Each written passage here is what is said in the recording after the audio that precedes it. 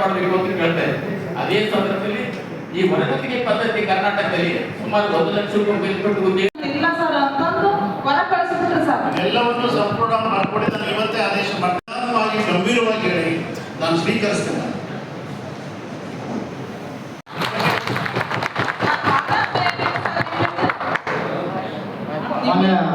ಅಧ್ಯಕ್ಷರೇ, ಮುರಾರ್ಜಿದಲ್ಲಿ ನಾವು ನಮ್ಮ ಮಗನಿಗೆ ಇದಾಗೈತೆ ಅಂತ ಸೀಟು ಪರೀಕ್ಷೆ ಬರ್ಸಿದ್ವಿ ಸರ್. ನಾವು ಪರೀಕ್ಷೆ ಬರ್ಸಿದ್ವಿ. ಅವರು ಹೆಣ್ಣು ಲೇಡೀಸ್ ಫೋಟೋ ಹಾಕ್ಬಿಟ್ಟು ಟೈಪಿಂಗ್ ಸರಿ ಮಾಡ್ಲಿಲ್ಲ ಸರ್. ಅವರು ಹುಡುಗಿ ಫೋಟೋ ಹಾಕ್ಬಿಟ್ರು ಸರ್.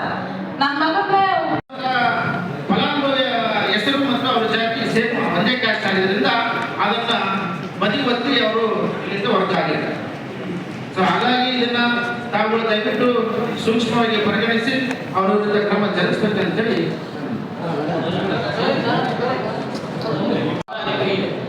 ಅಂತ ಮುಖ್ಯನ ಬೇಕಾದ್ರೆ ನಾವು ಅಂಬೇಡ್ಕರ್ ಅಭಿವೃದ್ಧಿ ನಿಗಮ, ಮಹರ್ಷಿ ವಾಲ್ಮೀಕಿ ಅಭಿವೃದ್ಧಿ ನಿಗಮಕ್ಕೆ ಬೇಕಾದ್ರೆ ಖರೀದಿ ಮಾಡಿ ಆ ಜನಾಂಗಕ್ಕೆ ಕೊಟ್ಟರೆ ಅದು ಭೂವಡೆತನ ಯೋಜನೆಗೆ ಒಂದು ಯಶಸ್ವಿ ಆಗೋದಕ್ಕೆ ಸಾಧ್ಯ ಇದೆಯಾ ಅನ್ನೋದು ನಮ್ಮ ಗಮನಕ್ಕೆ ತರ್ತಾರೆ.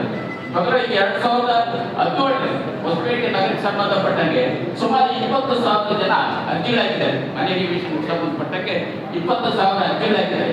2017ರಿಂದ ಇವತ್ತಿನವರೆಗೂ ಕೂಡ ಒಂದೇ ಒಂದು ಅರ್ಜಿ ಕೂಡ ಮಾನ್ಯ ಮಾಡಿಲ್ಲ. ಯಾಕೆ ಇವರು ಒಂದೇ ಒಂದು ಸಹಿ ಕೊಟ್ಟಿಲ್ಲ? ಕೇವಲ ಇಲ್ಲಿ ಜಮನಾಪರ್ಣಿ ಮತ್ತು ಸಂಕಲಾಪುರದಲ್ಲಿ 366 ಎಕರೆ ಸರ್ಕಾರಿ ಜಮೀನಿದೆ. ಆ ಜಮೀನುಗಳನ್ನ ಇಲ್ಲಿರುವಂತಹ ಕಂಪನಿಗಳಿಗೆ, ಕಾರ್ಪೊರೇಟ್ ಕಂಪನಿಗಳಿಗೆ ಕೊಡ್ತಾ ಇದ್ರಿಂದ ನಿಜವಾಗಿ ಬಡವರಿಗಂತೂ ಒಂದು ಕೆಲಸ ಇಲ್ಲಿ ಕೂಡ ಆಗ್ತಾ ಇಲ್ಲ. ಆದ್ರಿಂದ 366 ಎಕರೆ ಸಂಕಲಾಪುರ ಮತ್ತು ಜಮನಾಪರ್ಣಿ ಸರ್ಕಾರಿ ಭೂಮಿದೆ, ಅದನ್ನ ಈ ನಿವೇಶನ ರೈತರಿಗೆ ಹಂಚುವಂತ ಕೆಲಸ ಆಗಬೇಕು ಅಂತ ಹೇಳಿ ವಿನಂತಿ ಮಾಡಿಕೊಡ್ತಾರೆ. ಒಬ್ರು ಮಿಸ್ಟೇಕ್ ಮಾಡೋದ್ರಿಂದ ನನ್ನ ಮಗಗೆ ಅನ್ಯಾಯ ಬಹಳ ಅನ್ಯಾಯ ಆಗಿದೆ ಸರ್. ನನ್ನ ಜೀವನದಲ್ಲಿ ಅನ್ಯಾಯ ಬಹಳ ತುಂಬಾ ಅನ್ಯಾಯ ಇದೆ ಸರ್. ನಮಗೆ 6 ವರ್ಷದ ಮಗ ಮೇಲೆ ನನ್ನ ಮಗನ ಮೇಲೆ ಅತ್ಯಾಚಾರ ಆಗಿದೆ ಸರ್. ನಮಗೆ ಏನು ಸೌಲಭ್ಯ ಇಲ್ಲ ಸರ್. ನಮಗೆ ನೊಂದು ಬಿಟ್ಟೆ ಬಂದ್ರೆ ಹೇಳ್ಬಾರ್ದು ಸರ್. ಆದ್ರೂ ನಮಗೆ ಬಹಳ ಅನ್ಯಾಯ ಆಗಿದೆ ಸರ್. ಒಂದು ಮನೆ ಇಲ್ಲ, ಒಂದೇನಿಲ್ಲ ಸರ್. 6 ವರ್ಷದ ನನ್ನ ಮಗ ಏನಂದ್ರೆ ಅಲ್ಲಿಂದ ನನ್ನ ಮಗನ ಇನ್ನೊಂದಿಟ್ಟು ಕೂಗ್ತಾರಂತ ಬೇರೆ ಸ್ಕೂಲಿಗೆ ಒಂದು ಆಗ್ತಿದೆ. ಸುಧಾ ಸರ್. ಸುಧಾ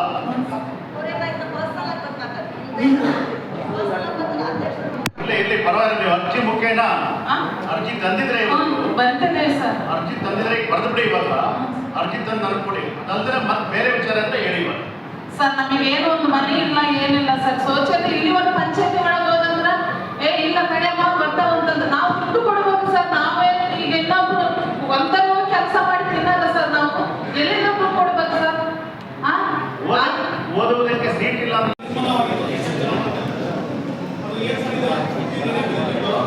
ದಯಮಾಡಿ ಅದನ್ನ ಇಲ್ಲಿವರೆಗೆ ಒಂಥರ ಬೂತ್ ಬಂಗಲೆಯಿಂದಾಗಿ ಆಗಿದೆ. ಮುಖ್ಯಾಧಿಕಾರಿಗಳು ಹೆಚ್ಚಿನ ಅನುದಾನ ಹಾಕಿ ಯಾವ ಹೂವಿನಲ್ಲಿ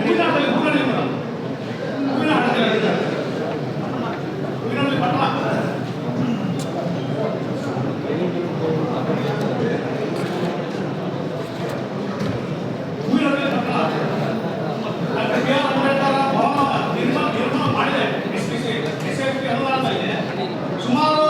ಸುಮಾರು ದಿನದಿಂದ ಯಾರ ಬಗ್ಗೆ ಗಮನ ಕೊಡ್ತಾರ ಮುಖ್ಯಾಧಿಕಾರಿಗಳು ಅದನ್ನ ಹೆಚ್ಚಿನ ಇನ್ನೊಂದು ಬೇರೆ ಅನುದಾನದಲ್ಲಿ ಸ್ವಲ್ಪ ಹೆಚ್ಚಿನ ಅನುದಾನ ಹಾಕಿ ಹೆಚ್ಚಿನ ಮುಂದಿನ ವರ್ಷಗಳ ರೈತರಿಗೆ ಇನ್ನೊಂದು ನಮ್ಮ ಸೋದರ ಹೇಳಿದಾಗೆ ಊರಿನಲ್ಲಿ SC ಹಾಕೋದು ಮೇನ್ ಬಜೆಟ್ನಲ್ಲಿದೆ. ಅಡ್ವೈಸರ್ನಲ್ಲಿ ಅದು ಸುಮಾರು 200ರಿಂದ 250 ಮಕ್ಕಳು ಅಲ್ಲಿ ಸ್ಟಡಿ ಮಾಡ್ತಾರೆ, ಓದ್ತಾರೆ. ಅಲ್ಲಿರ್ತಕ್ಕಂಥ ಕೋರ್ಟ್ ಎದುರುಗಡೆ ಒಂದು ಬಿಲ್ಡಿಂಗ್ ಇದೆ ಮೇಡಮ್. ಬಿಲ್ಡಿಂಗ್ ಸುಮಾರು 1 ನೋಡಿದ್ರೆ ಸುಮಾರು ಅಲ್ಲೆಲ್ಲ ಕೂಟ ಅನ್ಯಚಿಕ ಸಂಬಂಧ ಸ್ಮೋಕ್ ಮಾಡೋದು, ಡ್ರಿಂಕ್ಸ್ ಮಾಡೋದೇ ಕೂತ್ಕೊಂಡು ಅಲ್ಲೆಲ್ಲ ದಯಮಾಡಿ ಅದು ಕ್ರಮಗೊಳಿಸಿ ದಯಮಾಡಿ ಸುಮಾರು ಬಡವರ್ಗ ಗ್ರಾಮ ಪಂಚಾಯತಿಯವರು 14 ಚೆಕ್ ಡ್ಯಾಮನ್ನು ಅಡ್ಡವಾಗಿ ಕಟ್ಟಿದ್ದಾರೆ. ಸುಮಾರು ಆ ಕೆರೆಗೆ ಬರ್ತಕ್ಕಂಥ 5,000 ಎಕರೆ 3,000 ಜನ ಇವತ್ತು ಆ ಕೆರೆ ಪ್ರತಿ ವರ್ಷ ತುಂಬ್ತಾ ಇತ್ತು.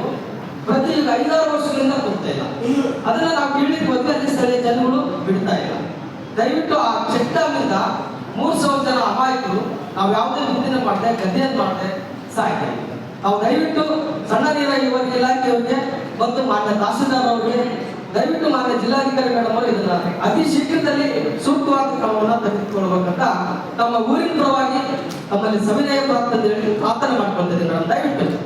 ಹಾಗೆ ಇನ್ನೂ ಒಂದು ವಿಚಾರ, ಕೂಡ್ಲಿಗಿ ತಾಲೂಕು ಸಮಾಜ ಕಲ್ಯಾಣ ಇಲಾಖೆಯಿಂದ ಈಗಾಗಲೇ ಈ ನಾವೇನು ಸಮಾಜ ಕಲ್ಯಾಣ ಇಲಾಖೆ ಬರ್ತಕ್ಕಂಥ ಬಂಜಾರ, ಒಟ್ಟ, ಭೂಮಿ, ಮಾದಿಗ ಈ ಜನಗಳಿಗೆ ಏನಿದೆಯಲ್ಲ ನಮ್ಮ ಫಲಾನುಭವಿಗಳಿಗೆ ಬಹಳ ಅನಾನುಕೂಲತೆಯ ಮಾಹಿತಿಗಳನ್ನು ಸಿಗ್ತಾರೆ. ಈಗಾಗಲೇ ಆದಿಜಾಂಬವ ಅಭಿವೃದ್ಧಿ ನಿಗಮ ಆಗಿದೆ, ಅಂಬೇಡ್ಕರ್ ಅಭಿವೃದ್ಧಿ ನಿಗಮ ಆಗಿದೆ, ಬಂಜಾರ ಅಭಿವೃದ್ಧಿ ನಿಗಮ ಆಗಿದೆ. ಅಭಿವೃದ್ಧಿ ನಿಗಮದ ನೋಡಲ್ ಆಫೀಸರ್ ಕೂಡ್ಲಿಕ್ಕೆ ಬರ್ತಾರೆ. ಅಲ್ಲಿ ಕೆಲವೊಂದು ನಮ್ಮ ಪದಾಧಿಕಾರಿಗಳು ನಮ್ಮ ರೈತರು ಹೋಗಿ ಕೇಳ್ತಾರೆ, ಸರ್ ನಾವು ಯಾರಿಗೆ ಲೋನ್ ಹಾಕೋದು, ಯಾರಿಗೆ ಅರ್ಜಿ ಮಾಡೋದು?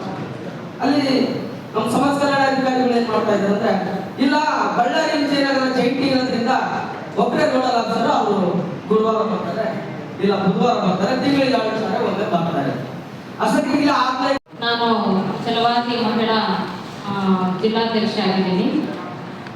ನನ್ನ ಮನವಿ ಏನಂತಂದ್ರೆ, ವಿಜಯನಗರ ಜಿಲ್ಲೆ ಅರ್ಕಳ್ಳಿ ತಾಲೂಕಿನ ಬಗ್ಗೆ ನಾನು ಮಾತಾಡ್ತಿದ್ದೀನಿ.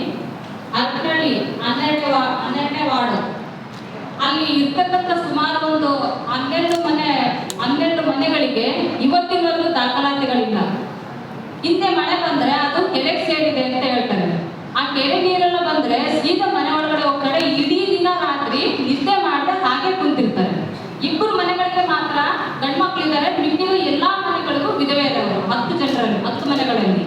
ಅಲ್ಲಿ ಇರ್ತಕ್ಕಂಥ ಎಲ್ಲಾ ಅಧಿಕಾರಿಗಳಿಗೂ ಮನವಿ ಪತ್ರಗಳನ್ನು ಕೊಟ್ಟಿದ್ದಾರೆ.